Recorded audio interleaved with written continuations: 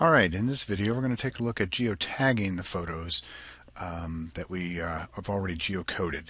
Now in the last video I was having problems with the geocoding, or the geotagging, sorry, the actual GPS data here.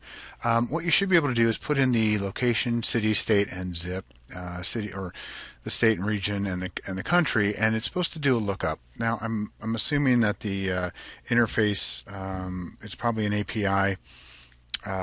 It's not working right now because when I click get GPS info I get an error, and I've actually done this before and it works fine. So I found an alternative way to do this. I did some searching, and what I found was that what you can do is you can go to the map browse tab, and then you'll get a map, and you can actually figure out the position of the map that you want. And the pictures are displayed down here. We've got 1, 2, 3, 4, 5, 6, 7, 8, 9, 10. We've got all 10 images that do not have GPS information. See this images with no GPS information.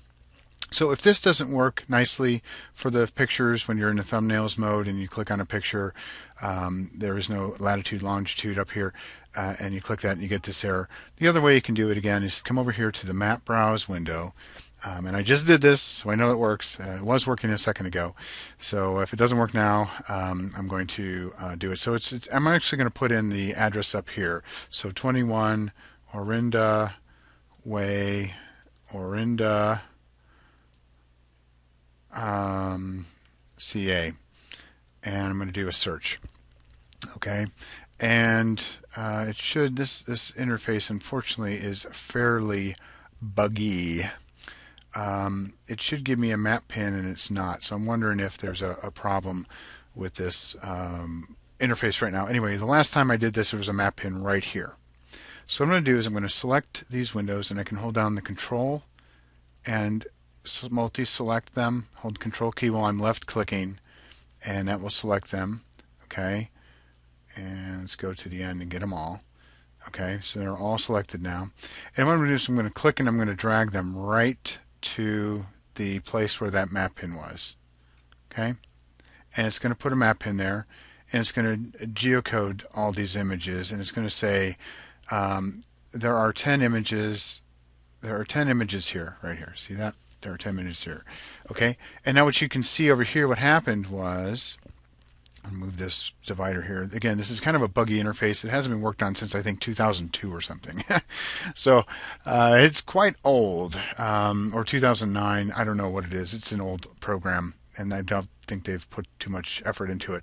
But you can see here that the GPS data now has the latitude and a longitude associated with this photo. And if I go back here to the thumbnails view and I click this photo, this photo, this photo, they're all going to have the same lat long. Okay. Which is good. So now we've got them geotagged. So that's a workaround. So and also when you see this little globe icon here, I'll move my mouse pointer away so you can, I know it's got an orange or yellow ring around it.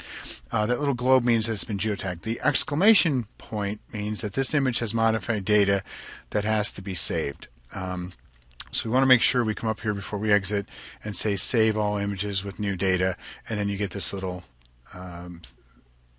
progress bar that tells you that it's saving it. So now they're all geotagged and saved, and now we're able to upload these and use these as we want. One thing that I want to show you is when we go back into the folder that had these, I don't see the folder here, so I'm going to come back into here. One thing that I did notice is that okay, that's not the one that I wanted. Let's see if this is the one. Yeah, pics. Okay. One thing that I wanted to show you is that now when we look here, and actually let me bring this in here. When we look here at the properties of the photo, the details, previously there was no GPS section, and now there is. Okay, so it's another way that we can check to make sure that these have been saved correctly. Is that the latitude and longitude come up here. This did not exist on the photos before. Now if you have a camera that has GPS data in it, or your cell phone that has geolocation services turned on, it's going to be there. These will probably be there. But before we grab these images wherever from a website or whatever, generally they're not going to have geo position, GPS information in there, and we just added that. So this actually added a section, and now it shows up for those pictures. So that's a way you can confirm.